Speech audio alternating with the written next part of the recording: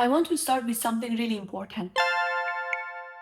If you keep posting regularly and it's not working, it doesn't automatically mean that you are bad at content creation. Most of the time, it means you are putting effort into the wrong things. I see this happening all the time in small business. They are showing up, they are trying, they are doing everything they have been told to do, but the growth is just not happening. So in this video, I want to walk you through the 7 biggest content mistakes that will kill your growth in 2026. And most importantly, how to fix each of them so it makes sense and is so easy to follow. Mistake 1. Content with no clear purpose. One of the biggest things that I see is happening. Oops. One of the biggest things that I see is happening is the content that they are posting has no purpose. People post because it's a posting day, or they feel like they have to post, or because they haven't posted for a while and they feel guilty about it. These are not good reasons to post content. And when you ask one of these questions, there is no clear answer for it. For example, answer one of these questions.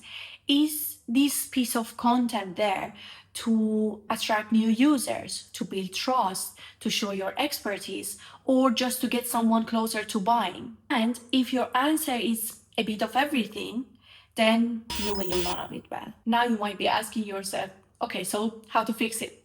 Before you post any piece of content, get into the habit of asking this one simple question. What is this piece of content supposed to do for the person watching it? Maybe it's meant to change how they think, or how they feel, or how they decide about a particular subject.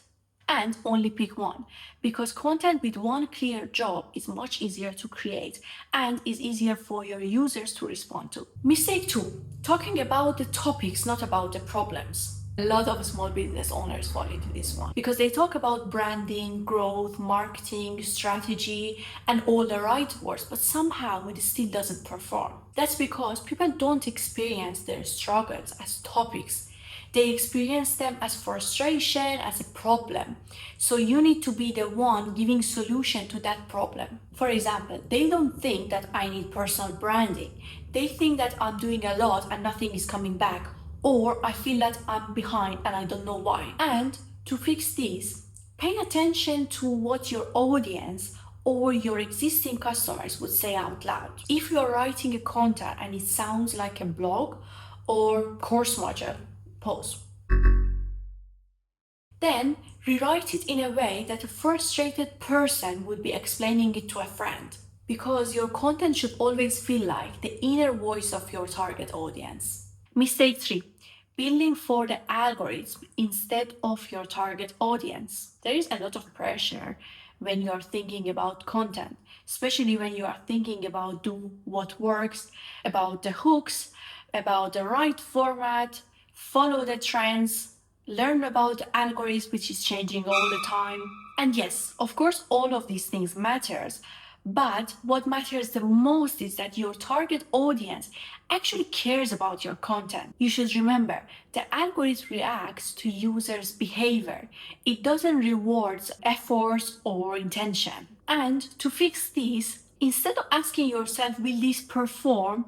Start asking yourself, would I stop scrolling if this piece of content wasn't created by me? So now you know what is your answer. You have few things to look into.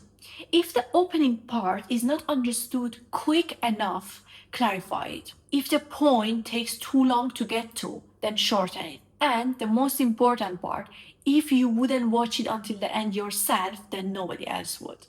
Mistake 4, being too polished to feel trustworthy. A lot of small businesses, they think that professionalism comes from being polished. So they just script everything, they cut out whatever looks a bit imperfect when they are editing. But what happens is that their content looks fine, but it just feels distance with the users, because people don't trust what looks perfect. People trust what looks real. So let's say, as an example, if you see my editing on this video, I left some of the part that I'm thinking, or if I misspelled something a bit, or as you can see, I'm sitting in my kitchen and lounge kind of a place in the middle.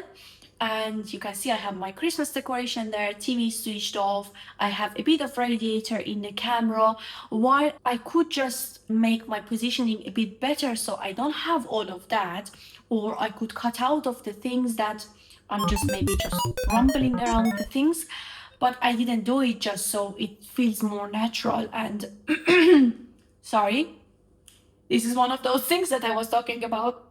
And action. So I feel like I'm talking more naturally to a friend without being scripted, if that makes sense. So how to fix this is talk in a way that you would explain things to a friend, not to a camera. What I mean is that you need to come across that you believe in what you're saying, you know what you're talking about, you're confident, and the vocabulary that is coming out of your mouth comes natural to you, and it doesn't feel like you're being polished or too fake. You need to have a framework of what you're saying, but after writing that framework, just read it out loud, and if something you're saying feels awkward, just simplify it. Or if a sentence that you are saying sounds impressive and make you look very smart, then it's not good.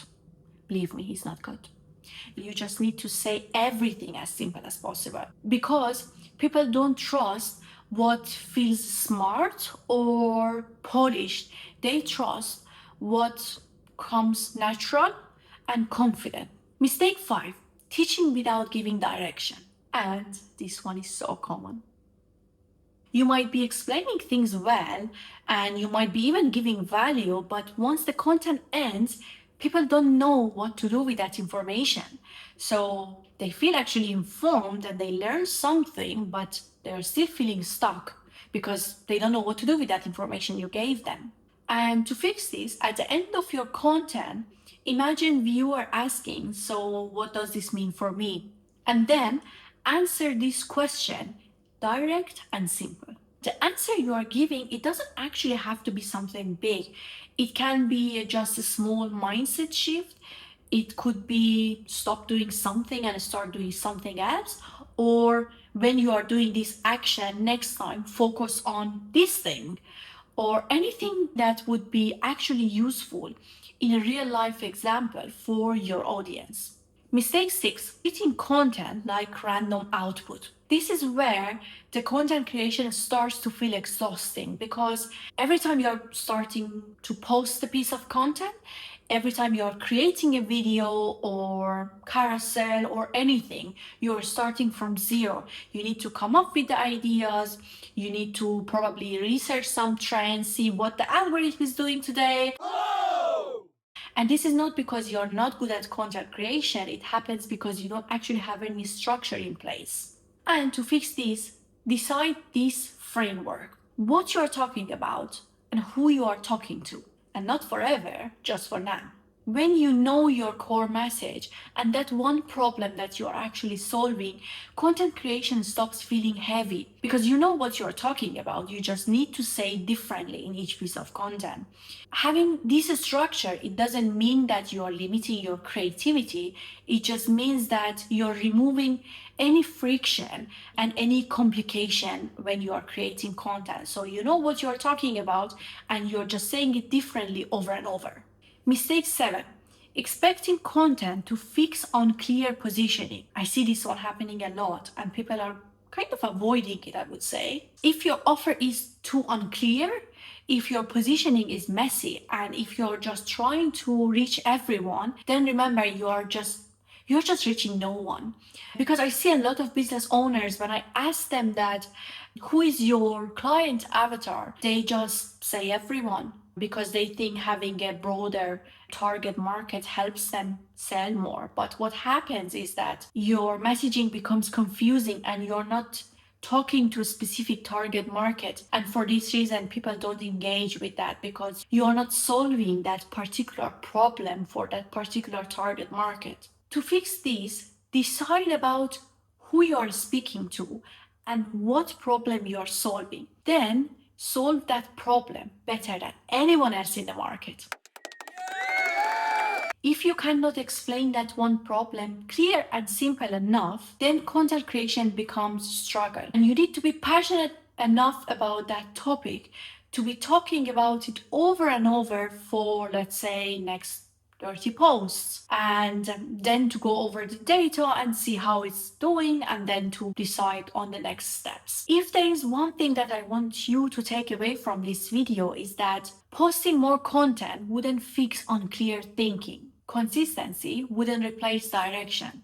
And putting effort alone doesn't guarantee growth. The businesses that will grow their accounts in 2026 are the ones who actually slow down, get intentional with the piece of content they are creating, and they are focusing on quality rather than quantity. Also, they are talking from a human point of view to a human, not talking from a brand to a customer, because we all need that human touch in our piece of content in a world that we are all relying on AI and all the businesses kind of sounding like ChatGPT. If this video made you rethink your content strategy, then you would definitely enjoy what I'm sharing on this channel. As you know, my channel is new, so I would really appreciate if you could follow and like this video. Also, make sure to comment what you like the most about this video. See you in the next video. Bye!